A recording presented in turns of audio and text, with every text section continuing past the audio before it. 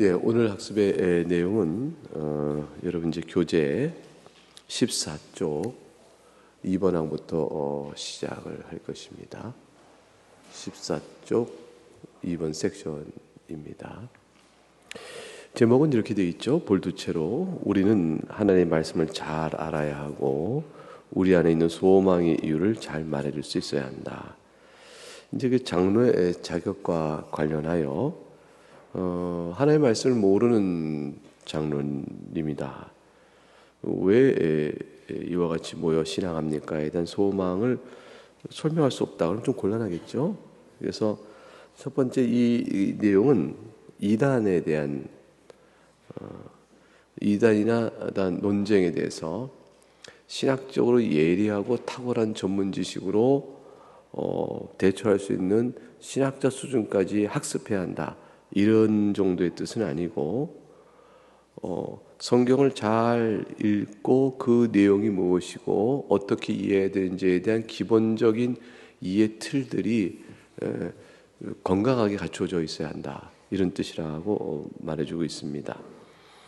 그러니까 장로 직분을 감당하기 필요한 일정한 성경에 대한 이해 수준과 신학적 교리 구조에 대한 어느 정도의 이해 토대가 잘 갖추어져야 하는 것이죠. 그래서 이 부분의 학습을 위해서 노회에서는 장로 교육을 시킵니다. 그러니까 지교에서 행하는 장로 교육을 또 있지만 노회에서 이제 장로 안수에 세우시는 임직은 되게 이제 노회와 연결해서 하기 때문에 노회에서 장로 교육을 시키죠. 장로고시에 합격해야 노회에서 장로 임직에 관한 인준이 이제 이루어지게 되어집니다. 그러니까 우리가 이번에 임직하게 되는 이제 집사와 권사 임직은 노회와 관계없이 지교회의 당회 권한으로 이루어지는 것이지만 장로는 그렇지 않다. 이게 왜 그러냐? 그러면 장로교의 정치주의가 그렇듯이 특별히 이 장로의 역할에 있어서 이런 측면들을 더욱더 견고히 해야 하기 때문에 그렇다. 그런 것이죠. 장로교에서는 개교회는요 노회와 상관없이 존재하지 않고 노회 산하에 있어요. 그 노회에 속한 교회로 목사의 청빙도 근데 회중이 A라는 목사를 청빙하겠다고 결정하지만 그 결정의 절차적 과정은 노회의 허락의 수준을 따라갑니다. 노회가 허락이요 해야 청빙을 근거로 하여 A라는 목사가 그 교회에 목회를 담임할 수 있도록 하게 되어지는 것입니다. 그러한 정치 구조를 갖고 있기 때문에 특별히 이 부분에서 신경을 많이 쓰는 것이죠. 그래서 이제 그 인정받고 경건하고 안정된 사람인데 반대로 얘기하자는 거예요. 문외한에게 직분을 맡기면 요 다음에 요 내용이 마음을 이렇게 쭉 우리 마음을 들여다보게 하는데요. 들뜬 마음에 무작정 밀어붙이고 변덕스럽고 우쭐해지기 쉽다. 그래서 초신자에게는 맡기지 마라. 이렇게 성경의 가르침이 초신자라는 것은 믿음의 연륜이 짧다라는 것과 더불어서 믿음의 지식의 수준이 아직은 일정 수준까지 자라지 못했다라는 것을 의미하는 것이죠. 이게 이제 같이 맞물려 가거든요. 성경의 지식은 그 다음에 경건의 내용과 맞물려 가는 것이에요. 그래서 신앙적 지식은 실천적인 것이지 이론적 지식이 아니기 때문에 내가 책 한 권 그냥 혼자 집에서 독파해서 뛴다. 그 내용 다 알 수 있다. 뭐 그렇게 하면 요 책 한 권 갖고 우리가 뭐 가까이 읽어봅시다라면 뭐 한 주 만에 다 읽어버리고 끝나는 것이죠. 근데 그렇게 하지 않는다라는 것입니다. 그 다음에 이제 장로가 되기 전에 주일학교 교사로서 몇 년 동안 섬기며 진리의 공부에 적용에 익숙해졌다면 그 위에 젊은 사람들에게는 유익하지만 다른 일, 작은 다른 일 맡기는 게 더 적합하다. 이거 굉장히 중요한 포인트인데요. 이제 그 본래 이제 신학교에 가서 이제 사역자가 되기를 원하는 사람에게 그 준비 훈련 가운데 가장 작은 일부터 시키는 거예요. 예배당 청소, 문지기 노릇, 그 다음에 기타 물을 떠오는 것, 이렇게 작은 노력 봉사들부터 시켜서 그것을 단 마음으로 그 성심껏 그 일을 주의 몸된 교회를 섬기는 줄 알고, 그 사람의 눈이 아니라 주의 눈에 주님의 관점에서 그 일을 바라보며 잘 섬기는 일이 있을 때 그 사람에게 이제 좀 더 중요한 직무를 맡겨 나중에는 이제 목회자가 되도록까지 부르는 게 합당하다, 이렇게 되어 있는 것처럼 장로 직분도 이제 마찬가지다, 이런 얘기 되겠죠. 주일학교 교사를 섬겨야 이제 장로가 되는가? 그다음 문장이 이거는 반드시 그런 것은 아닌데, 제컨대 적어도 주일학교 교사가 될 만한 진리의 이해와 적용에 익숙한 일들은 장로 직분을 감당하는 데는 필요하다, 이렇게 얘기하고 있는 것이죠. 그것은 이제 뭐냐면 거룩한 일에 대한 자신의 이해력, 흥미를 테스트하는 계기도 될 것이고, 장로가 성경에 부여하는 임무를 잘 이해하기 위해서 필요한 내용이 되어진다. 하나님의 말씀을 매일 가까이 하지 아니하면, 결국은 마음속에 있는 잡초를 뽑는 일이 없으면 결국은 뭐 본성에 따라 이렇게 해야 되니 훈계와 책망이 다른 이들을 다치게 하는 것이고, 권면과 확신 또한 사람을 낙심케 하거나 이런 일들을 초래하게 되어지는 것이죠. 위태로운 일이죠, 사실은. 그래서 신학을 체계적으로 공부한다면 좋겠지만, 장로는 다 개인의 생업과 해야 될 일을 겸하여 하고 있는 분들이기 때문에 신학을 체계적으로 공부하는 시간적 여유를 충분히 갖지는 못한다. 그러나 신앙 고백의 기본적 이해를 공부하는 것은 아주 필요하다라는 내용입니다. 신앙 고백을 공부한다는 것이 필요하다랄 뿐더러 신앙 공부의 이해 자체가 되어 있는 수준은 신학에 있어서 아무것도 모르는 사람 수준이 아니다는 거예요. 이미 신학의 뼈대를 다 기본적으로 학습한 분이기 때문에 평가와 판단에 있어서 굉장히 큰 힘이 되어진다는 것입니다. 일반 교인들도 교리적인 사안에서 지식을 잘 갖추고 있으면 교회에 큰 힘이 되는 것이고요. 또 그렇게 할 시간과 능력이 있다면 그 일에 해야 되지만, 그러나 그 정도까지 아니어도 신앙 공부의 고백서를 잘 이해하는 수준은 되어야 할 것이다. 그것은 결코 작은 일이 아니다라고 되어 있습니다. 왜냐하면 이단이 끊임없이 교인들의 영혼을 찬탈하려고 끊임없이 작업하기 때문이라는 것이죠. 그러니까 이단은 인간의 본 마음에 부패한 진리를 거스르는 악 때문에 계속해서 이단은 파도가 밀려오도 새로운 양태로 계속 들어오기 때문에 그걸 방어해내고 양떼를 보호하는 일 속에 일정한 수준의 학습이 필요하다는 것은 당연하다는 얘기가 되겠습니다. 그러므로 사실 이 일들을 그럼 어떻게 갖추겠습니까? 그러면 교회에서 진행하는 주일학교 교육에 꾸준히 잘 참석하여 그 내용을 학습하고 따라가는 것만 해도 어느 정도 일이 갖추어져요. 그리고 그런 일의 토대 위에서 더하는 공부를 이제 장로 고시와 관련해서 공부하게 되어지면 이제 되어지는 것이죠. 그다음 3번은 상식의 문제입니다. 상식의 문제. 말을 할 때와 멈출 때를 분별하는 상식이 있어야 한다. 이제 은혜를 받았다고 저도 상식을 갖추는 것이 아니다. 이거 참 흥미로운 관점이죠. 은혜를 받은 것은 특별 은총이에요. 상식은 일반 은총이에요. 그러니까 구원의 은혜를 받은 사람은 일반 은총적 차원에서의 뭡니까? 상식성과 지혜로움이 따라오나 안 따라온다는 거예요. 이건 이대로 사실 또 주의가 필요해요. 그래서 사실은 구원을 받은 성도가 하나님 나라 백성으로 일반 생활 영역을 어떻게 사는 것이 합당하냐를 보여주는 게 지혜 문서예요. 그것이 이제 잠언서와 전도서에도 담겨져 있죠. 잠언서를 읽어보면 이게 구원론적 측면으로 해석하기 어려운 것들이 많아요. 뭐 개미에게 가서 배우라, 지혜를 배우라. 그게 이제 구원론적 의미는 어떻게 되는 것이냐? 하나님을 믿고 은혜를 받아 하나의 섭리에 따라 사는 사람은 주의 섭리가 일정하게 질서 있게 노력하는 것을 기뻐하시고 있다는 사실을 깨닫고, 하다못해 개미에게서도 그런 관점의 이해를 각성하게 되어지면 일반인들이 배우는 지혜보다는 훨씬 더 하나님의 은혜의 백성으로서 배우는 교훈이 크고 선명할 것이죠.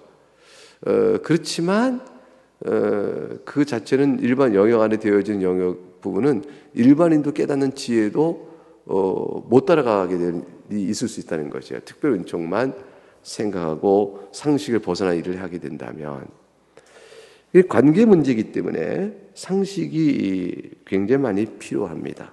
16쪽의 첫 줄에 상식이 조금만 있어도 교회 안에 많은 논쟁을 잠재웠을 것이다. 뭘 암시하죠? 교회가 좀 시끄럽다. 교회 안의 논쟁, 교회가 시끄럽다. 시끄러운 일이 왜 있나 보면 상식의 문제에 많더라. 다시 다른 게 아니고 상식의 문제다. 이 상식은 무슨 얘기냐면 말하는 사람의 기질이에요. 다투기를 좋아하는 사람이 있어요. 호전적이다. 내가 앞장서야 한다. 회의나 모임에서 매우 신경 거스르는 존재들이 되죠. 이거를 세상에 뭐라 하냐면 트러블 메이커 그러잖아요. 말썽을 일으키는 사람. 그런 사람들이 있는 겁니다. 이분들은요, 목사님들 가운데도 허다히 많아서 노회나 총회에 가보게 되면 이 교회 법정이라는데, 법정은 코트를 번역한 거예요. 코트는 법정이라는 번역이 일반 법정이고, 교회에서는 치리기관이에요. 치리기관. 교회 치리기관을 이게 교회적 용어로 코트, C-O-U-R-T 이렇게 하는데, 이게 법정 그런데 치리기관이죠. 노회나 또는 다른 교회의 기타 치리기관, 당회나 총회가 되겠죠. 이렇게 하다 보면 공포심을, 다른 사람에게 공포심에 두려움을 줄 수도 있어요. 마음으로 진리를 사랑한다지만 진리를 사랑하기 때문에 내세우는 거죠. 그래서 진리를 사랑이 자기 의가 되고 강한 소리가 주장되어져서 큰 소리치고 외치고 다투는 일을 만들어내기를 좋아하는 사람이 생겨요. 장로직이라는 것은 이와 같이 시시비비를 자기가 주장하여 내가 진리를 사랑하는, 내가 옳다고 말하는 데 있지 않고, 흠잡기를 좋아하며 비판적인 마음은 이건 장로직 합당치 않다라는 걸 생각하지 못할 때 결과는 어떻게 되냐면 교리도 퇴보요, 신앙인의 삶에도 자체도 퇴보가 되어진다. 스스로 양심이 불안정해져 다른 사람 흠잡기를 좋아하는 게 되고 만다. 그래서 자기 성품과 기질이 어떠한지를 돌아봐야 한다라는 것입니다. 중요한 것은 장로직에 합당한 분은 밑에 넷째 줄 온유하고 안정된 성품이어야 된다. 과격하고 다혈질로 버럭하지 않고 또 자기 주장을 강하게 내세우지 않고 온유하고 안정돼야 한다. 이 온유함은 이제 모세를 보면 우리가 모세가 지면에 그보다 온유한 자가 없다 하는 말씀이 있잖아요. 그래서 실천적인 지혜와 성결케 된 상식. 성결케 된 상식이라는 것은 상식이 하나님의 말씀에 비추어 합당하게 이루어지는 상식이죠. 실천적 지혜가 있어야 한다. 그러면 치우치지 않고 차분하게 문제 해결을 할 수 있는 측면이 있어야 될 것이다. 굉장히 중요한 부분을 이야기했습니다. 그 다음에 4번 항에서는 생활과 말이 일관성이 있어야 한다라는 것이죠. 이것은 그냥 밑에 위에서 둘째 줄에 평판이 좋아야 한다라는 거예요. 사람들 보기에 평판이 좋아야 한다. 모범이 된다라는 것이죠. 모범이 되려면 어떻게 될까요? 그 내용 한번 쭉 볼게요. 믿음과 소망, 사랑에서 본보기가 된다. 모범과 본보기 같은 말이죠. 교회 모범은 믿음과 소망, 사랑의 부분이 있어 그렇다는 것이죠. 믿음은 신실한 진리에 대한 확신이요, 소망은 종말론적 사고를 갖고 하나님 나라를 생각하며 이 땅의 욕망에 끌리지 않고 땅의 일을 생각하지 않는 사람. 사랑은 그리스도께 받은 사랑 때문에 하나님을 사랑하고 교인을 사랑하는 사람이죠. 그러니까 진리와 종말의 소망과 그 다음에 사랑의 문제를 다 같이 갖는 일이 있어서 모범이 된다. 자녀와 가정을 잘 다스리고 이리들이 양의 옷을 입는다. 이 양의 옷은 어떤 걸 입을 것이에요? 무엇을 입으면 양의 옷을 입은 것이 될까요? 이리가 그거는 적정한 사람들이 볼 때 눈가림할 만한 신앙 수준이에요. 그래서 사람들이 볼 때 신앙이 있다고 보일 만한 적정한 눈가림의 신앙 고백은 하지만 속은 신앙 고백에 따라 진실하게 받고 있지 않은 사람이라면 양의 옷을 입은 이리가 되는 거죠. 이게 이제 외식자다 이렇게 될 수 있는 거죠. 겉보기 신자다 이런 것이에요. 겉보기 신자일 뿐 마음은 주님께 정직하게 있지 않다. 그것을 뭘로 아느냐? 자신의 그 환난과 공핍과 어려움과 이런 것이 있을 때 드러나요. 갈등이 있을 때 드러나요. 그럴 때 시험을 당할 때 드러나요. 그럴 때 마음이 죽게 있는 자는 엎드리게 되어지고 주의 도우심을 구하게 되어지는 것이고요. 겉보기 신자는 그 상황 속에 자기를 드러내게 돼 있어요. 과격한 성정이 이제 드러나는 거죠. 아, 저런 분이었나 이렇게 보게 되는 게 나타나는 거죠. 깜짝 놀랐다 이럴 수 있는 겁니다. 그래서 교회와 세상의 관계 문제 생기면 항상 교회를 손해시키고 교회를 손해보는 쪽으로 선택을 해나가는 게 되어집니다. 이렇게 이런 일들이 이제 교회 안에서도 발생한다 쳐봐요. 그러면 발생하면 교회가 손해보는 것이에요. 교회 전체 공동체가 손해보고 개인이 손해보고 이렇게 되어지는 문제가 생깁니다. 악은 어떤 모양도 피하고 사업가가 그 사람의 한 말은 계약서보다 더 신뢰가 있어 이렇게 될 만큼 신실하게 되어져야 될 거고 중요한 것 그 다음에 비열하지 말라 인색하지 마. 성경은 계속 인색함에 대해서 주의를 줘요. 인색하지 마라. 번역을 잘했어요. 째째하지 마라 그랬어요. 돈 사랑하지 마라. 그래서 이렇게 그 자그마한 애매한 금액이 붙으면 양보해라 라는 것이죠.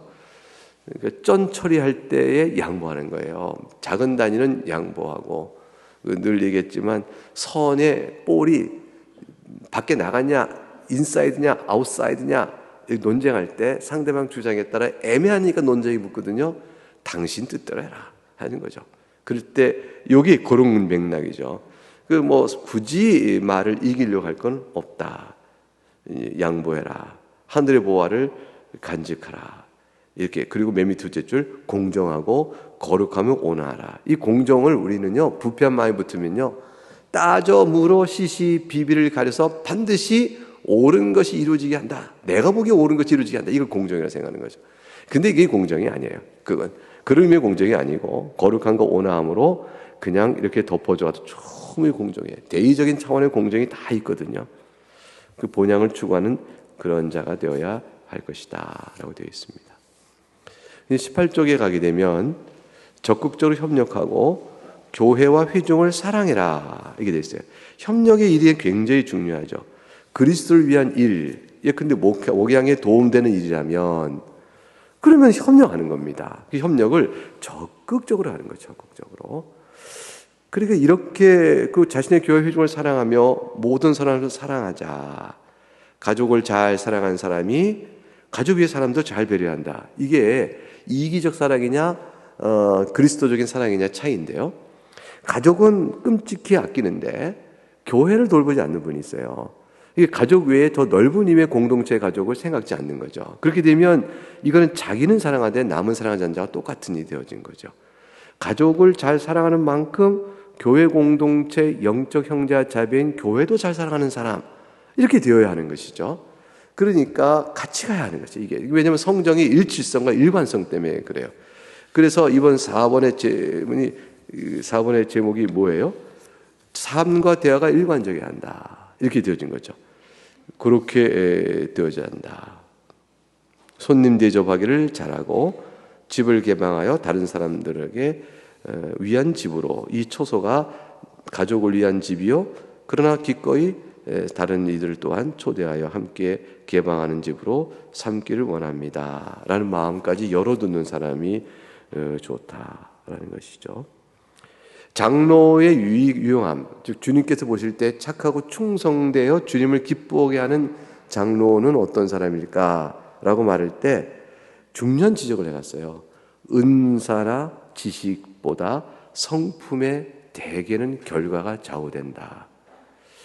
저는 이 얘기를 뭐라고 하냐면 모든 교회의 일은 효율적 측면에서 어느 게 더 잘하느냐 능력과 능률의 측면에서 일 맡은 자를 판단하지 말라. 이제 이 얘기를 제가 종종 합니다. A란 분이 A란 직분을 맡아서 그 일을 해요. 그럼 그 일을 얼만큼 잘하느냐, 더 잘할 수 있는데 이 방법이 있는데 왜 저렇게 하냐? 이런 식으로 갖고 다툼을 일으키면 그건 굉장히 나쁜 게 됩니다.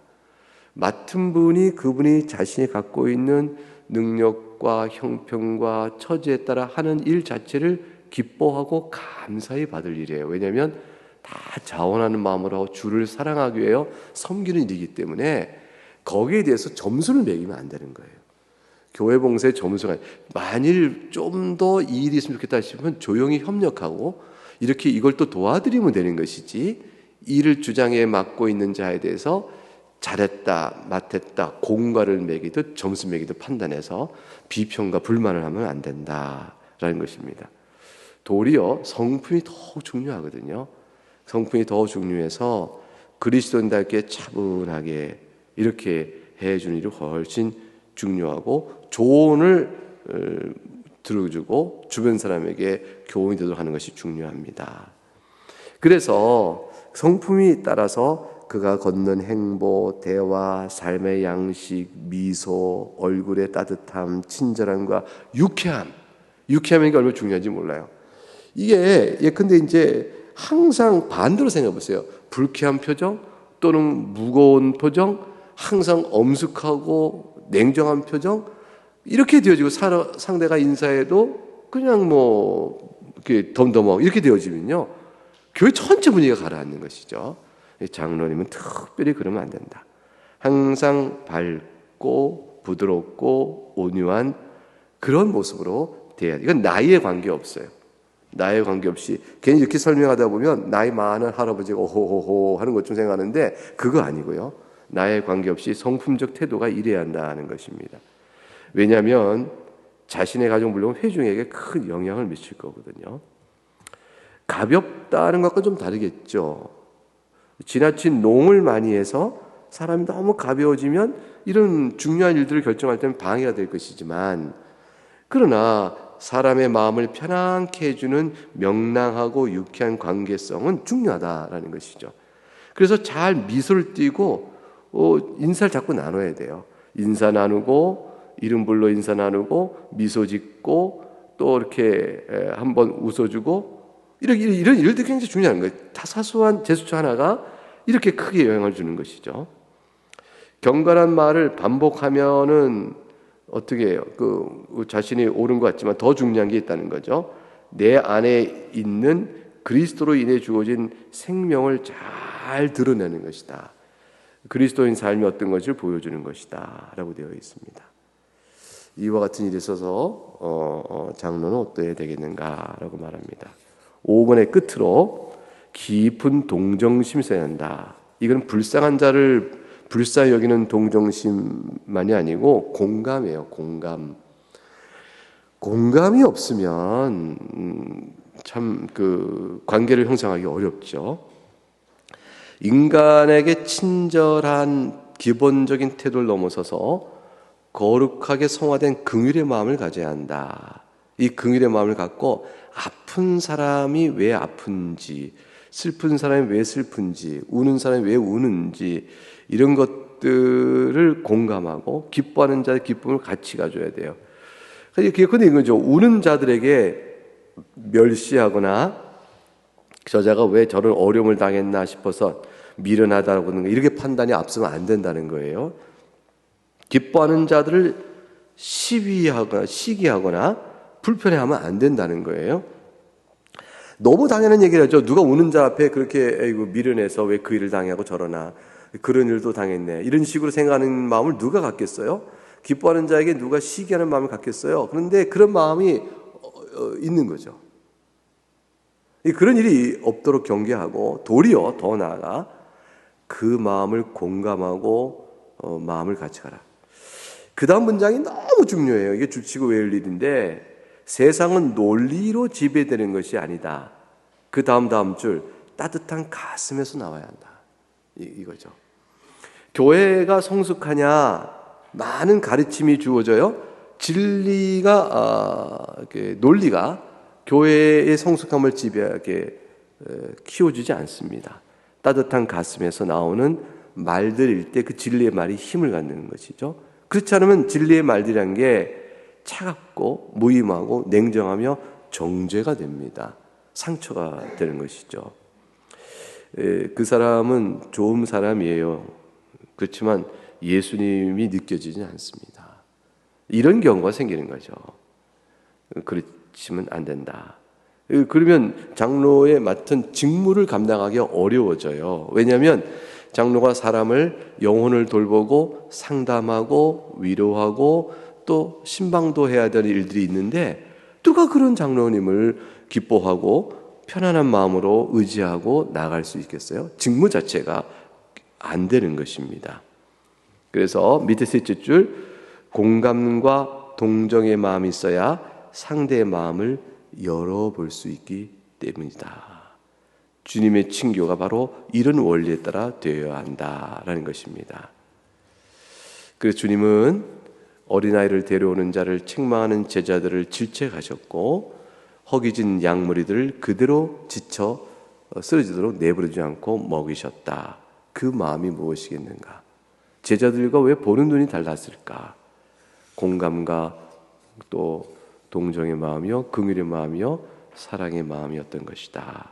이 얘기를 해주고 있습니다. 우리가 다 부족해서 여기 데이비드 딕슨 장로님이 자신의 경험을 놓고 썼던 이 많은 일에 한없이 부끄럽고 부족합니다. 다 그러하나 지향점이 이래야 한다는 사실을 동의하는 일은 필요합니다. 이 가르침이 우리를 판단하여 다른 일을 자신을 정죄하고 다른 일을 정죄하는 데 나가면 어리석은 일이죠. 이거 지식이 되어버리니까. 근데 이 가르침이 우리가 지향할 바인 줄 알고 마음을 다해 겸손히 주 앞에 엎드려 도우심을 구하며 나간다면 이건 아주 중요한 가르침이 될 것입니다. 여기에 우리의 동의와 또 함께 나가는 기도의 초점이 있어야 하겠습니다. 오늘 2장까지만 하겠습니다.